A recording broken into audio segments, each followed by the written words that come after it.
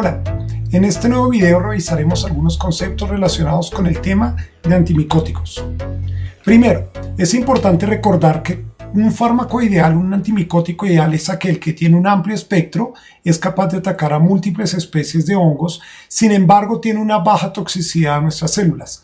Esto en ocasiones es difícil de alcanzar porque recordemos que los hongos son células eucariotas, por lo tanto comparten más elementos comunes con nuestras células que por ejemplo las bacterias.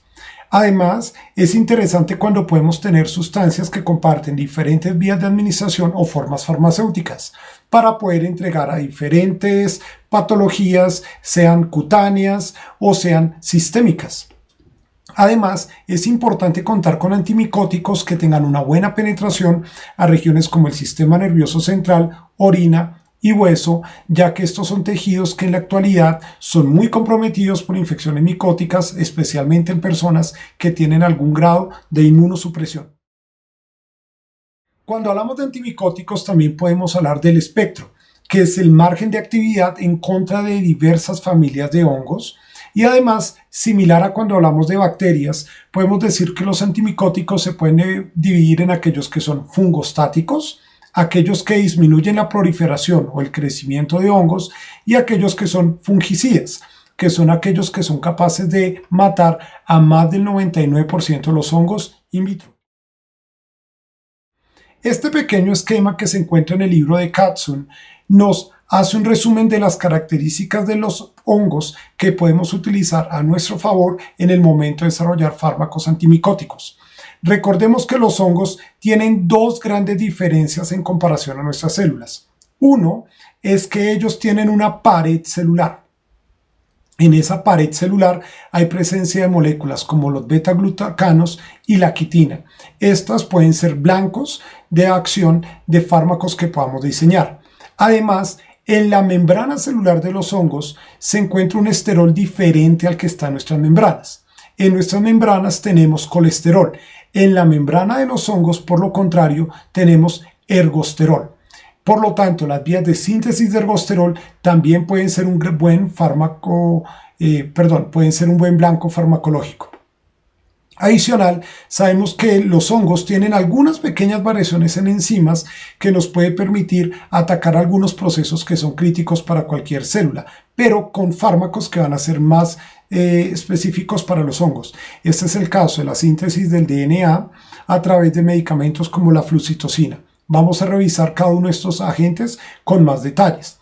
Entonces, de nuevo, podemos tener aquellos fármacos que aprovechan las diferencias en activación y transporte de fármacos, como la flucitosina, y de esta manera alteramos la síntesis del DNA.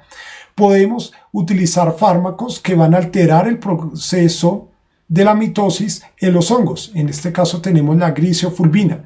Podemos tener fármacos que alteran la estabilidad de la membrana y la pared celular, y tenemos equinocandinas como la caspofungina o polienoles como la anfotericina B. Y por último tenemos aquellos que afectan la síntesis del ergosterol como los azoles y la terbinafina. Hablemos primero de la flucitosina. La flucitosina o 5-fluorocitosina se puede convertir a 5-fluorouracilo. Los hongos tienen dos características que los hacen más sensibles a este fármaco. Es que tienen unas permeasas y una citosina de aminasa. La presencia de estas moléculas hace que estos fármacos sean más específicos para los hongos, porque permite que el fármaco pueda entrar de forma específica a este patógeno y dos, que se convierta en forma específica 5-fluorouracilo únicamente dentro de la membrana del hongo.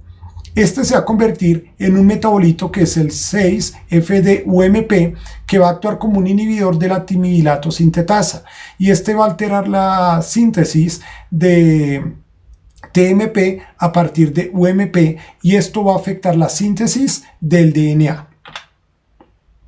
Sin embargo, debemos recordar que la flora intestinal puede convertir la flucitosina en 5-fluorouracilo.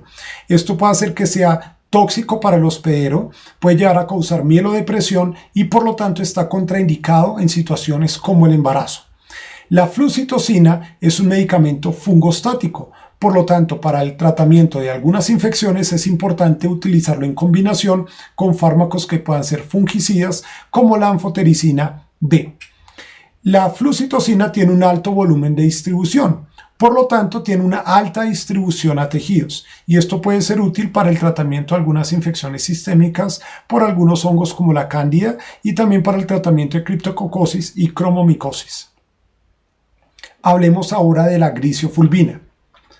Este es un producto del Penicillium glycofulvum que se une de manera específica a la tubulina y por lo tanto afecta la mitosis, altera la síntesis de RNA y de DNA y actúa como un fungostático. Tiene una alta unión a células que producen o que expresan queratina. Esto por lo tanto hace que este medicamento sea muy útil para tratar dermatomicosis. Importantemente, este fármaco induce la citocromo P450 y recordemos que este tipo de detalles son importantes para el momento en que estudiamos interacciones entre fármacos. Debemos tratar de recordar aquellos medicamentos que actúan como inhibidores o que actúan como inductores. En este caso, la gliciofulvina es un inductor de la citocromo P450. Como efectos adversos de este fármaco tenemos alteraciones del sistema nervioso central, problemas hematológicos, una enfermedad del suero, angioedema y dermatitis exfoliativa. Hablemos ahora de la anfotericina B. La anfotericina B pertenece al grupo de los polienos, igual que la nistatina. La nistatina puede ser una sustancia que les llame la atención o que les suene conocida porque está presente en algunos productos para el cuidado de la piel, especialmente en algunas cremas que se utilizan para tratar la pañalitis. Algunas de esas cremas medicadas contienen nistatina para ayudar a controlar la inflamación de la piel causada por algunas infecciones por hongos en condiciones de humedad, que se puede presentar cuando el niño ha estado con un pañal por mucho tiempo. De este mismo grupo encontramos la anfotericina B. Este tipo de fármacos creemos que se unen al ergosterol e induce la formación de poros en la membrana. Al inducir la formación de estos poros va a permitir la salida de algunos contenidos de la célula y lleva a la muerte celular. También conocemos que estos tipos de fármacos incrementan el estrés oxidativo. La anfotericina B tiene unas limitaciones y es que requiere preparaciones especiales y administración endovenosa. Tiene una muy baja penetración a orina, líquido amniótico y líquido cefalorraquídeo. Por lo tanto, en algunos casos puede no ser muy útil para tratar algunas infecciones de tejidos como el sistema nervioso central. Puede ser bastante tóxica. Puede llevar una reacción inflamatoria sistémica caracterizada por una tormenta de citoquinas. Puede llevar un daño renal y de hecho el daño renal es la principal causa de toxicidad de la anfotericina B y puede aumentar la mortalidad de pacientes en UCI tratados con anfotericina B. También tiene problemas hematológicos, principalmente anemia asociada a la disminución de la eritropoyetina. Como este tipo de fármacos actúan a través del ergosterol, induciendo daño en la membrana celular, cambios en la concentración de ergosterol en la membrana pueden llevar a resistencia a este tipo de fármacos. Se han desarrollado algunas formulaciones especiales de anfotericina B, las llamamos formulaciones lipídicas, en la cual la anfotericina B se presenta con una serie de lípidos en formas como una especie de liposomas, con las cuales se espera poder llegar a algunos tejidos donde la anfotericina B no llegaría normalmente y además se busca reducir la toxicidad. Al final podemos lograr un ligero incremento en la eficacia de algunas de estas formulaciones liposomales y una disminución en la toxicidad de algunos tejidos, como es el caso del riñón. Es muy interesante cuando tenemos la oportunidad de evaluar la información que se nos presenta relacionada con farmacología. En muchos libros les mencionan a ustedes que la anfotericina B actúa formando poros en la membrana. De hecho, esa es la información que les acabo de presentar. Sin embargo, la ciencia constantemente se está reconstruyendo. Y en este caso, este artículo por Anderson y colaboradores nos muestra cómo la anfotericina puede realmente actuar como una especie de esponja que captura el ergosterol de la membrana y de esta manera es que produce el daño. Entonces no formaría un poro, sino que actúa extrayendo el ergosterol de la membrana. En este artículo se presenta cómo la anfotericina B podría tener diversas interacciones con las moléculas que están en la membrana y actuando a través de este modelo del canal iónico del poro o alojándose en la superficie y desde allí capturando el ergosterol que está representado aquí por estas barritas verdes, o se queda en el exterior y captura todo el ergosterol en un modelo que este grupo llama esponja. Y esto es lo que intentan mostrar en esta figura. Acá lo que tienen son liposomas que presentan ergosterol y muestran que cuando ese liposoma se expone a anfotericina B, miren cómo el ergosterol empieza a escapar de esta molécula. Recuerden, este en el caso no es un hongo, es un liposoma sintético que tiene ergosterol. Y lo que quieren mostrar es, miren cómo todo el ergosterol tiende a salirse y a deformar la molécula, perdón, la estructura del liposoma cuando se está en presencia de anfotericina B. En este caso la figura C, solo en presencia, solo cuando el experimento incluye anfotericina B. Aquí hacen la cuantificación del ergosterol y pueden aquí notar cómo cuando se incluye anfotericina B, la concentración de ergosterol en estos liposomas disminuye marcadamente. Este otro artículo, de forma similar, también presenta los mecanismos alternativos de acción de la anfotericina B, en este caso en Candida albicans.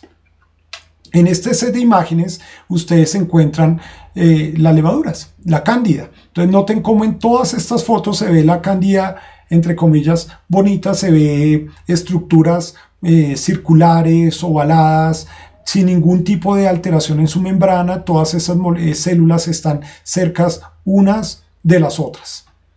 Noten acá qué pasa cuando se administra anfotericina B. Entonces las imágenes de la derecha también son estas mismas levaduras, Candida albicans, pero son levaduras que fueron tratadas por anfotericina B. Noten, por ejemplo, que empiezan a notar acá. Hay alteraciones en la forma, algunas de las levaduras ya no son completamente ovaladas, y además noten que algunas de ellas empiezan a tener estos huecos en su superficie. Acá también los pueden nombrar, están señalados por estas flechas. Noten esta célula que tiene una gran deformidad y tiene un gran hueco en su superficie, igual que estas otras y estas otras. Entonces, estas fotos nos están dando evidencia del daño directo en la membrana y en la estructura celular de las levaduras, en este caso Candida albicans, cuando fueron tratadas con anfotericina B. Y en este modelo sencillo nos tratan de explicar cómo actúa. Entonces, este sería un modelo donde la membrana celular del hongo está rica en ergosterol. Sin embargo, cuando se presenta o se expone la célula a anfotericina B, el ergosterol empieza a interactuar con la anfotericina B y eventualmente escapa de la membrana celular, produciendo esas alteraciones estructurales. En el siguiente grupo de medicamentos podemos hablar de las equinocandinas.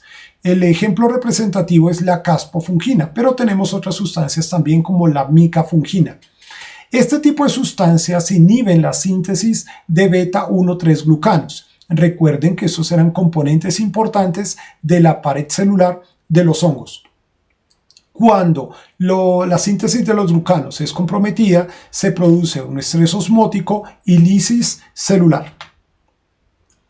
Las equinocandinas, similar a la anfotericina B, también requieren administración endovenosa. Sin embargo, no son tan tóxicas, por lo tanto tienen un mejor perfil, especialmente a nivel de la nefrotoxicidad, que la anfotericina B. Contrario a lo que vimos antes con la grisofulvina, las equinocandinas inhiben la citocromo P450 y esta puede ser una causa importante de reacciones medicamentosas. Por lo tanto, se debe hacer un ajuste de dosis cuando se usa de manera concomitante con otros inductores hepáticos. Entonces noten aquí la importancia de tener en cuenta posibles interacciones entre fármacos de acuerdo a si ellos inhiben o inducen la citocromo P450. Hablemos ahora de aquellos medicamentos que bloquean la síntesis de ergosterol. Y en este grupo tenemos dos subgrupos grandes, que serían los azoles y otros que serían medicamentos como la terbinafina. El proceso de síntesis del colesterol y el ergosterol es complejo, involucra múltiples pasos que van desde la acetil-CoA hasta eventualmente el producto final, que sería colesterol en el caso de nuestras células como mamíferos o ergosterol en el caso de los hongos y algunos tripanosomas. De nuevo, hay múltiples pasos. Los primeros están involucrados en lo que llamamos la vía del mevalonato. Luego tenemos esta vía que llamamos la vía de los isoprenoides. Interesantemente, algunos de estos puntos también puede ser el blanco farmacológico para tratar cáncer, pero eso es motivo de un video diferente, de una clase diferente. En estos últimos pasos ya nos vamos acercando a los pasos finales, donde formamos lanosterol, luego simosterol y eventualmente ergosterol y colesterol. Tenemos entonces múltiples puntos en los cuales esta vía puede ser intervenida con fármacos. Pero entonces, ¿cuáles son aquellos que son más importantes cuando hablamos de antimicóticos? Son dos, que es este paso del escualeno al lanosterol, que es bloqueado por moléculas como las alilaminas o benzilaminas. Entonces, este grupo de moléculas las llamamos inhibidores de la escualeno epoxidasa. Y luego tenemos aquellos que bloquean el paso del lanosterol a ergosterol, y entre estos tenemos los imidazoles y los triazoles, que en conjunto forman un subgrupo que son los azoles.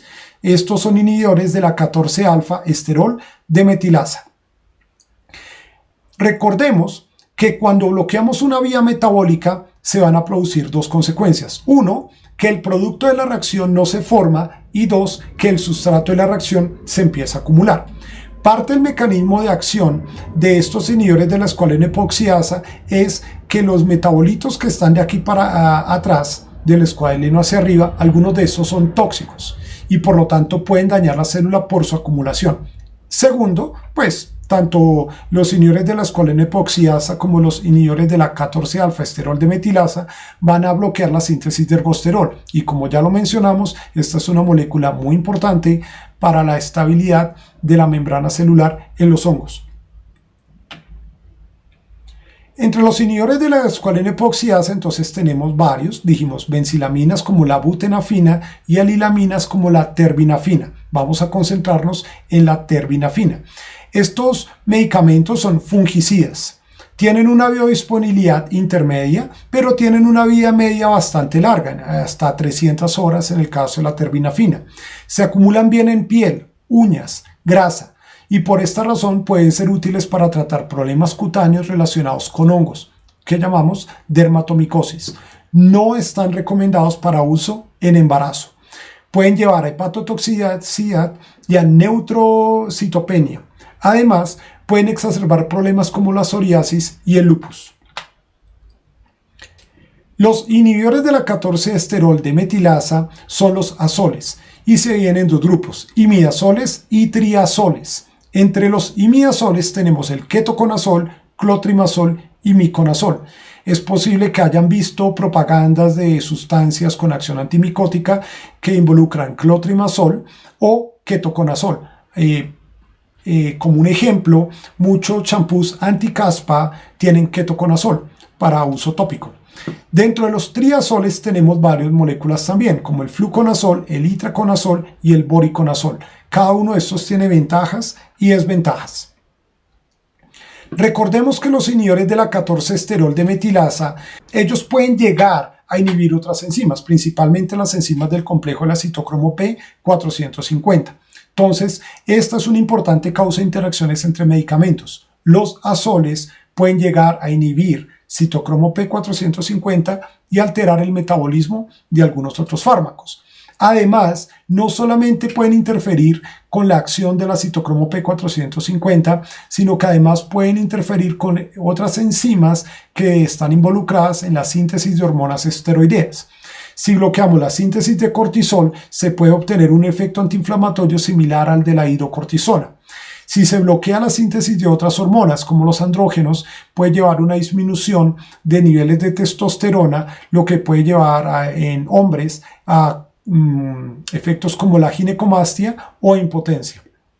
Algunos de estos efectos podrían ser utilizados de forma positiva en condiciones donde el exceso de hormonas puede llevar a alguna alteración. Uno de estos casos es la calvicie, donde en hombres que tienen alopecia de origen androgénico puede ser útil el uso de algunos de estos azoles para disminuir el efecto de la testosterona en la piel. Algunas personas creen que ese puede ser uno de los mecanismos de acción del ketoconazol en personas que tienen caspa, dermatitis seborreica, pero además una alopecia androgénica, que por su efecto local podría llegar a tener algún efecto en la síntesis de esteroides a nivel del cuero cabelludo. Sin embargo, esto es debatido. Este efecto puede ser más presente en antimicóticos o azoles de uso sistémico. Sin embargo, sustancias como el ketoconazol ya no se usan por vía oral. En el pasado se usaban, ya no, porque se encontró un aumento de la frecuencia de falla hepática asociada al ketoconazol. Por lo tanto, para evitar el efecto adverso, ya su uso por vía oral está mayoritariamente descontinuado en múltiples lugares. Como les decía, el ketoconazol tiene una absorción errática y dependiente del pH gástrico, tiene una alta unión a proteínas, tiene poca penetración a orina y líquido cefalorraquídeo.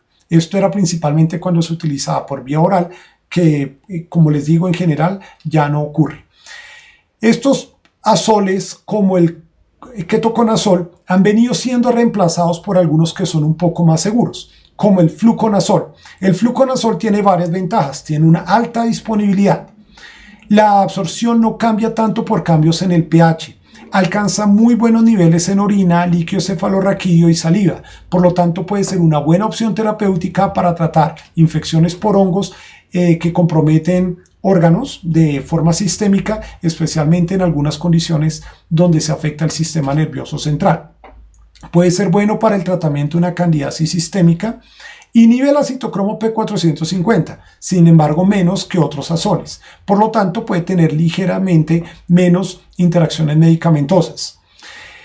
Importantemente, al actuar en una enzima particular, los hongos pueden desarrollar resistencia al hacer cambios en la enzima que hagan que la enzima ya no sea tan afín por el blanco. Entonces, este es un mecanismo de resistencia. El fluconazol también produce una menor inhibición de la síntesis de esteroides.